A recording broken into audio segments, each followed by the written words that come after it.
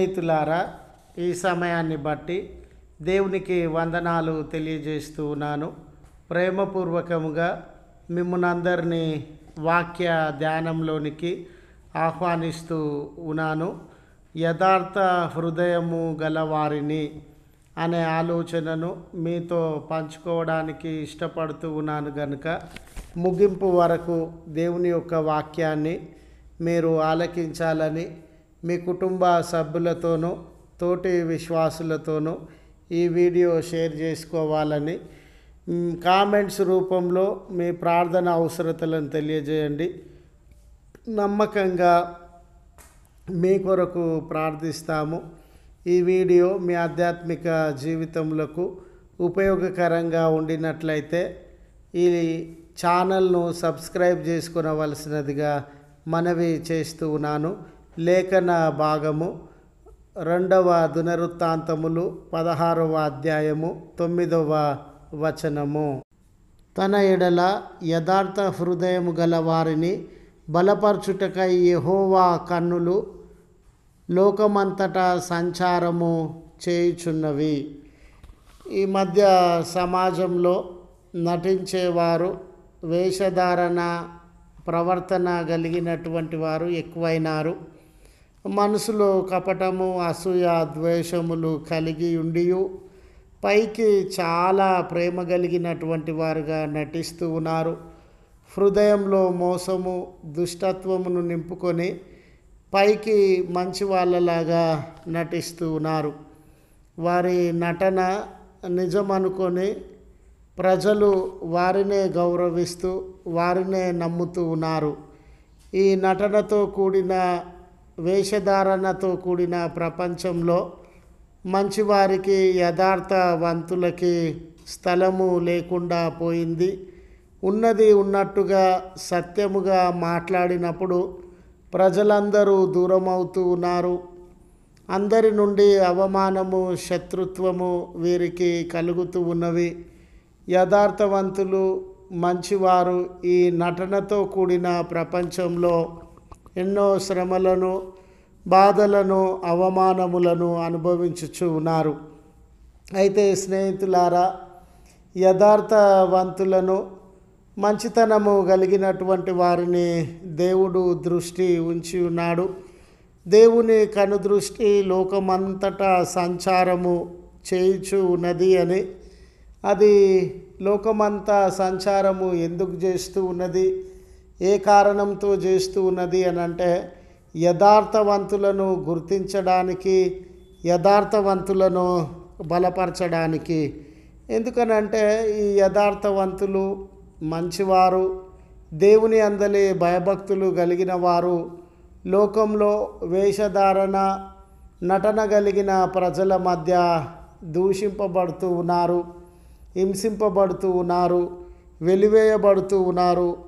అనేక నిందలు, అవమానములు వారిపైన మోపబడుతూ ఉన్నవి. వారి యథార్థత అవినీతిగా, వారి మంచితనము మోసంగా చిత్రీకరించేటటువంటి వారు ఉన్నారు. అనేక శ్రమలను వారిని గురి చేస్తూ ఉన్నారు. ఇటువంటి తరుణంలో ఆ మంచి వారిని, యథార్థవంతులను బలపరచాలి, స్థిరపరచాలి.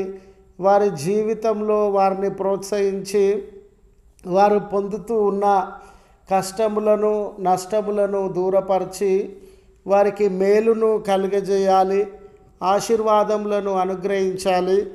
వారి జీవిత యాత్రలో ఉన్నతమైన దీవెనలను కుమ్మరించాలి అనే బలమైన సంకల్పంతో దేవుని యొక్క కనుదృష్టి భూమి అందంతటా సంచారము చేయుచు ఉన్నది.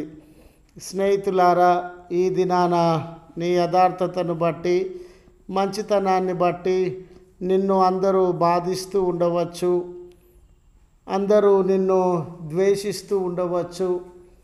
యోసేపునకు కలిగిన వేదన, బాధలు కుటుంబం నుండి, బయటి ప్రపంచం నుండి నీవు కూడా అనుభవించేటటువంటి వాడవుగా ఉన్నావు.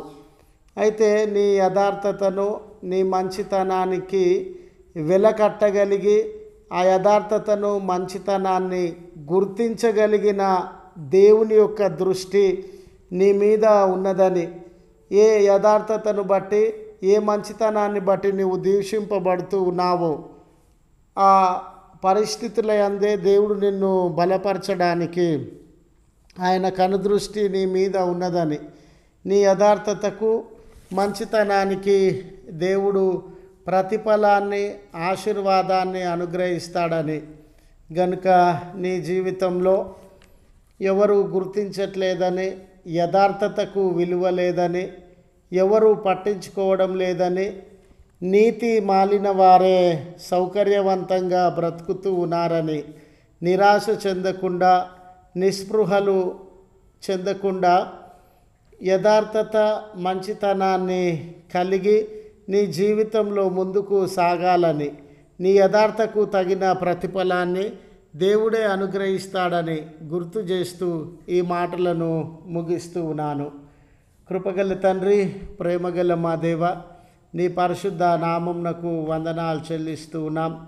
నటనతో కూడిన ఈ ప్రపంచంలో యథార్థవంతులకు, మంచివారికి న్యాయము జరగడం లేదయ్యా. వారు అనేకమైన దూషణలకు, బాధలకు, వెలివేతలకు, దాడులకు లోనవుతూ ఉన్నారు. అయ్యో, యథార్థతగా బ్రతకడమే మేము చేసిన పాపమా? నీతి కలిగి, మంచితనం కలిగి జీవించకూడదా అన్న నిరాశ, నిస్పృహలు వారు అనుభవించే పరిస్థితులు తలెత్తుతూ ఉన్నవి.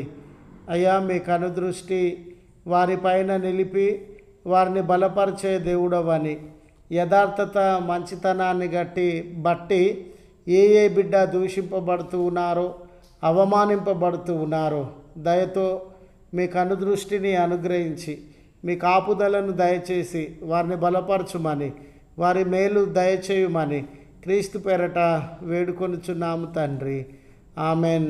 తండ్రి, కుమార, పరిశుద్ధాత్మ త్రియేక దేవుని దీవెన మనందరికీ తోడై ఉండి మనలను కాపాడునుగాక.